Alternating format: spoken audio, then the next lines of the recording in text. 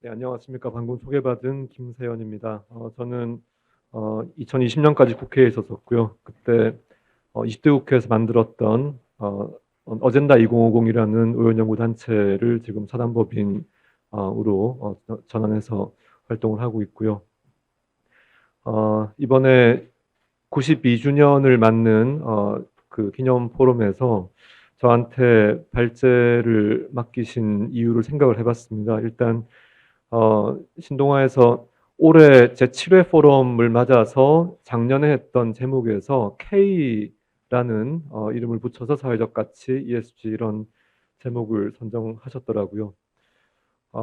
K-팝이 한국에서만 있었다면 K-팝이라는 이름을 붙일 이유가 없었을 겁니다. 그래서 왜 이런 명칭을 부여했을까를 생각해 보니까 대한민국 안에서만 머무를 것이 아니라 전 세계적으로 우리가 만드는 어떤 가치 모델이 확산되는 것을 시도하신 것 같다 이런 생각이 들었고요.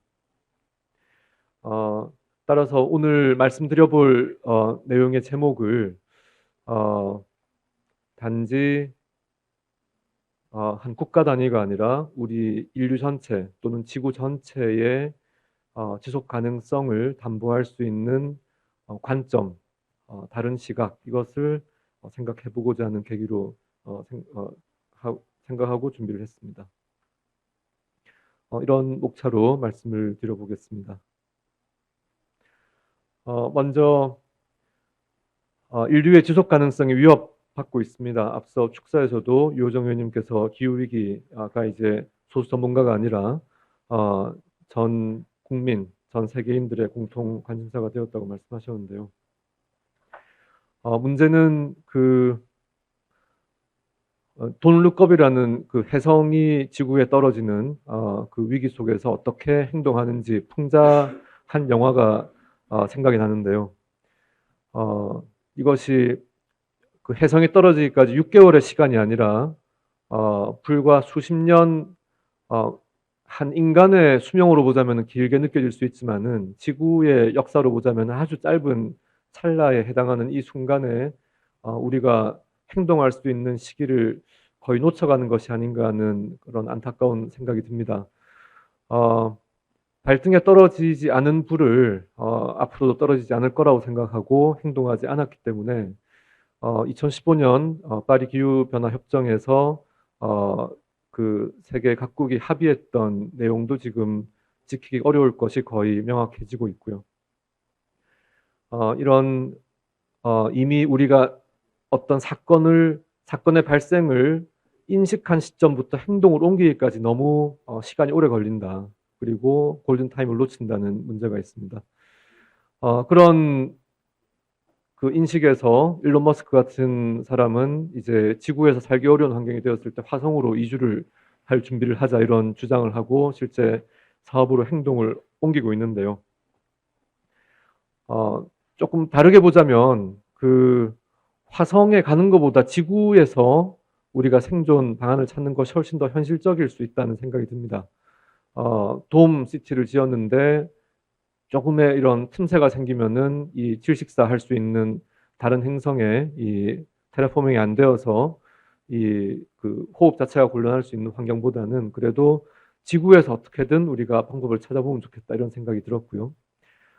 어, 이제 1850년대부터 그 멘델이 이 완두콩 유전자를 이렇게 그 형질 분석을 하면서 유전자라는 개념이 나오기 시작했고 또 찰스 다윈의 종의 기원으로부터 비롯되어서 인류가 어떻게 또 지구의 생물 종들이 어떻게 진화하고 있는지 그 신비의 열쇠들을 계속 찾아가다 보니까 이제 유전자 편집까지 분자 단위로 정확히 할 수 있는 시대가 되어서 앞으로 인류가 얼마나 스스로의 정체성을 유지할 수 있을지는 큰 의문 또는 어떤 과제, 숙제가 되고 있습니다.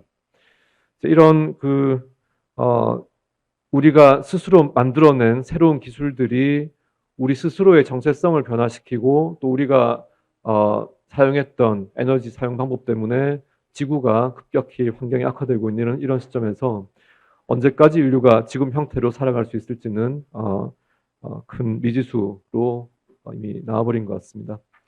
근데 솔직히 말해서 한국이 맞이하고 있는 저출산 위기라든지 또 전 인류가 맞이하고 있는 기후 위기라든지 이런 위기 상황에 대처할 수 있을 만큼 인류가 지혜로운가에 대해서는 사실 의문을 가질 수밖에 없습니다. 먼저 실존적 위협을 인식을 제대로 했다면 행동에 바로 나섰을 것인데 지금 그렇게 되지 않는 것으로 봐서 아마도 자연계에서 이 생태계에서 도태되는 종이 하고 있는 행동들, 즉 환경 변화를 제때 인지하지 못하거나 또 인지하더라도 어떻게 대응을 제대로 못해서 결국에는 도태되고 많은 운명으로 인류가 걸어가고 있는 것이 아닌가 이런 좀 안타까운 생각이 계속 듭니다. 또 한 가지는 그 이제 농업혁명 이후에 큰 인류의 삶을 바꾼 산업혁명이 그 만들어내었던 세계 질서가 이제 다시 한번 바뀌기 직전에 있는 것이 아닌가 하는 그런 생각이 듭니다. 뭐 물론 이 제국들의 그 흥망성쇠 또 요즘 레이 달리오 같은 분이 장기 부채 사이클의 순환 주기에 대해서 대중들에게 많은 그 전파를 하고 있습니다만 이런 그 현재 국제 질서가 만들어진 2차 대전 이후에 비교적 안정되었던 세계 질서가 이제 전쟁이 없던 한 30년에 가까운 시기가 이제 지나고 앞으로 국지적이든 아니면 좀 더 넓은 범위에서의 분쟁이 어디에서 터질지 모르는 상황을 맞이하고 있고요. 이런 측면에서 국가가 할 수 있는 일이 어디까지인가 하는 점을 다시 돌아봐야 된다고 생각합니다.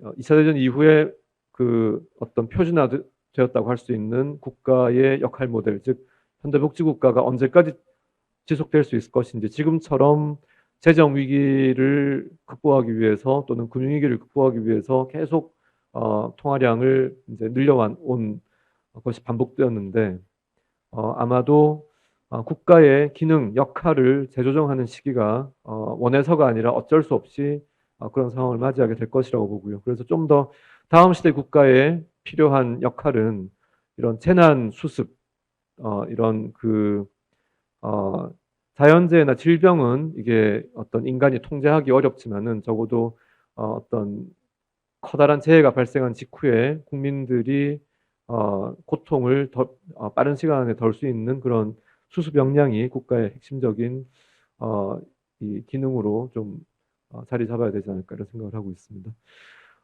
요즘 각국에서 일어나고 있는 정치 상황들을 보면 역시 인류의 지속 가능성 또는 현재의 우리의 삶의 방식이 지속 가능한지에 대해서 의문을 가질 수밖에 없는데요.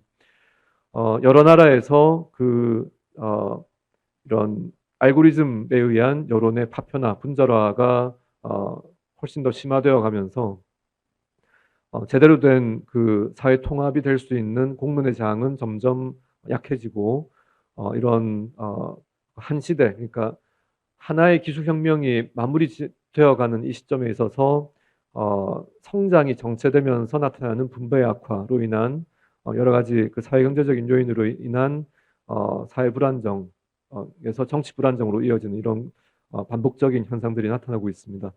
미국도 당시 대통령이 사실상 의회 습격을 사주한 것과 큰 차이가 없는 이런 행동을 했고요. 지금 뭐 재판 여러 개 받고 있고 하지만 다시 대통령이 될 가능성이 높은 게 정말 비극이라고 생각하고요.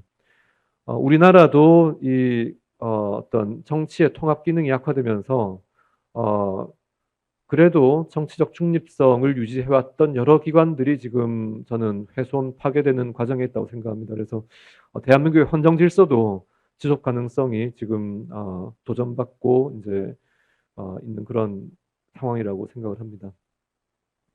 아까 현대복지국가가 지속 가능할지에 대해서 의문이라고 말씀드렸는데 지금과 같은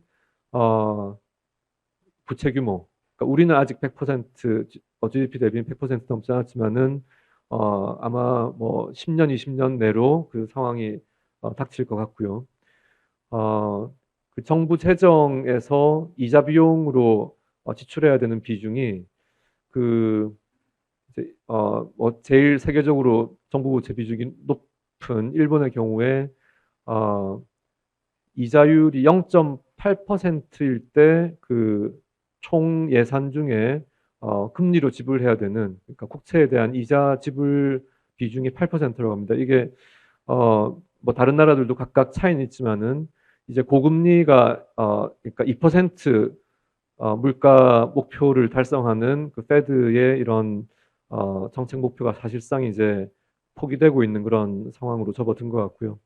여기에서 이 금리가 올라갈 때 과연 정부 재정이 언제까지 버틸 수 있을지, 아마 그렇다면은 여기서 탈출하는 길은 뭐 정부 파산을 통한 이런 그 구조조정이다, 아니면은 하이퍼 인플레이션을 일으켜서 부채 규모를 떨어뜨리는, 그 실질 가치를 떨어뜨리는 이런 아주 극단적인 방법밖에 남지 않게 됩니다. 그래서 아마도 우리가 원해서가 아니라 피치 못하게 정부의 정부 재정의 한계로 인해서 정부의 기능이 대대적으로 구조조정되는 게 다가오고 있다. 이게 뭐 몇 년은 아니라 할지라도 10년, 20년, 30년 범위 안에는 지금 다가오고 있는 것 같다는 생각이 듭니다. 그리고 우리나라가 특히 그 속도가 너무 빨라서 문제인데, 급감하는 인구 구조를 과연 견딜 수 있을지 사실 견디기 어렵겠죠. 그런데 다른 나라들도 뭐 2.1 그 인구 대체가 이렇게 균형 상태를 이루는 2.1에 도달한 국가는 프랑스 정도 말고는 지금 선진국에서 찾기 어려운데요. 아마 거의 비슷한 상황을 이제 이 속도의 차이를 가지고 이제 맞이하게 되겠죠. 아마도 그 제조업의 농업화, 즉 인구의 20% 가까운 제조업 종사자 비중이 지속적으로 떨어지고 있고요. 우리나라를 보더라도 10% 후반대에서 중반대로 지금 지속적으로 떨어지고 있고, 다른 제조업 비중이 높은 나라들도 큰 차이는 없습니다. 속도의 차이지 계속 떨어지고 있습니다. 반면에 농업 인구를 보면 우리가 지금 5%대에서 4%대로 이제 떨어지고 있는데요. 더 일찍 떨어진 다른 나라들 보면은 1%, 2%, 3%, 그게 미국, 프랑스, 독일, 일본 같은 경우에 1, 2, 3%대를 기록하고 있습니다. 아마도 극소수의 인구가 종사하더라도 마치 국소수의 인구가 농업에 종사해도 농작물의 그 재배 수확에 문제가 전혀 없듯이 공산품의 생산도 아마 극소수 인원만으로도 그 충분히 해결할 수 있는 상태가 다가오고 있다고 생각이 되고요. 서비스업도 마찬가지가 될 겁니다. 그래서 아마도 이런 대대적인 일자리 축소 상태에서 어떻게 사람들의 가장 기초적인 삶을 보장할 수 있을 것인가.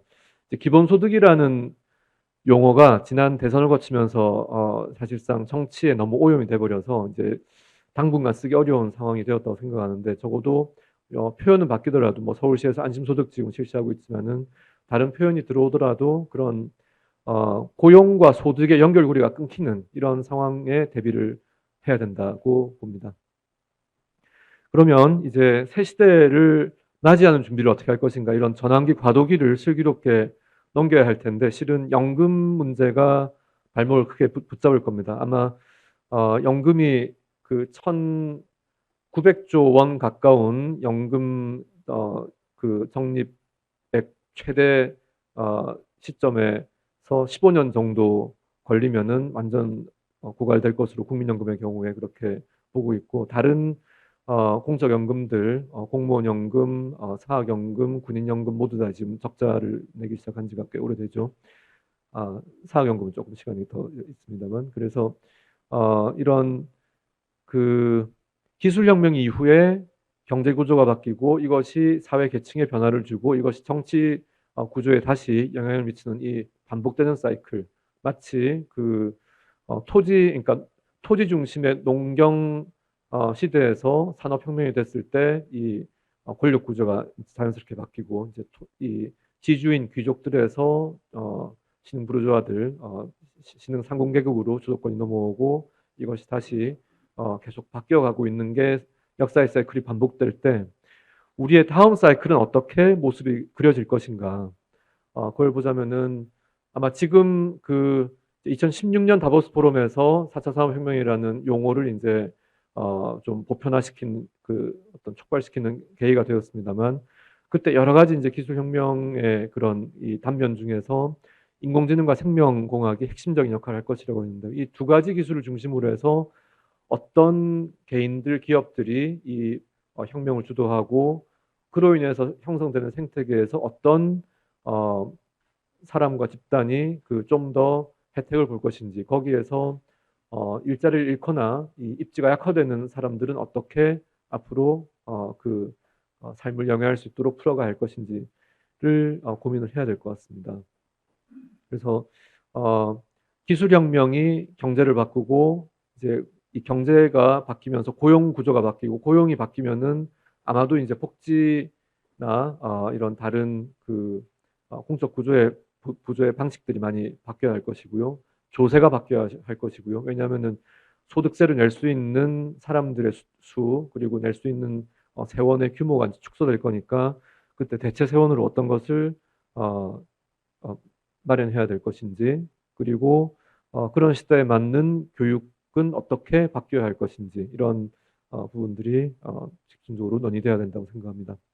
그래서 한 가지 제안을 드려보자면, 슬로모션 혁명을 준비를 해보자는 제안을 드리겠습니다. 슬로모션 혁명은 기존의 혁명이 단기간에 압축적으로 응축된 그 사회 불만을 어떤 구체적인, 주로 폭력이 수반되죠. 그래서 기득권 구조를 깨뜨리는 어떤 혁명 주체 세력이 비밀리에 모의를 해서 일시에 이런 그 체제를 뒤엎는, 그리고 새로운 질서를 만드는 이런 전통적인 혁명이 아니라, 슬로모션 혁명이라는 것은 적어도 한 세대에 걸친, 한 30년 정도에 걸쳐서 다수 시민 전문가들이 공개적이고 투명하게 이 논의에 참여하고 다 함께 합의를 서서히 이루어가는 거죠. 왜냐하면은 합의를 이루는, 적어도 우리 사회에서는 싸우는데 더 익숙하고 합의를 이루는 데는 더 미숙하기 때문에, 이런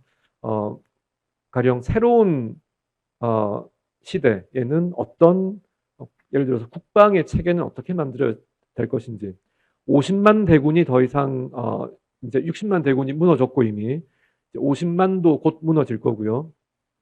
이 숫자가 40만, 30만, 20만으로, 그러니까 매년 태어나는 출생아 수의 20년쯤 뒤에 그 중에 출생아 수의 절반 정도가 우리 군 병력 규모라고 볼 수 있겠습니다.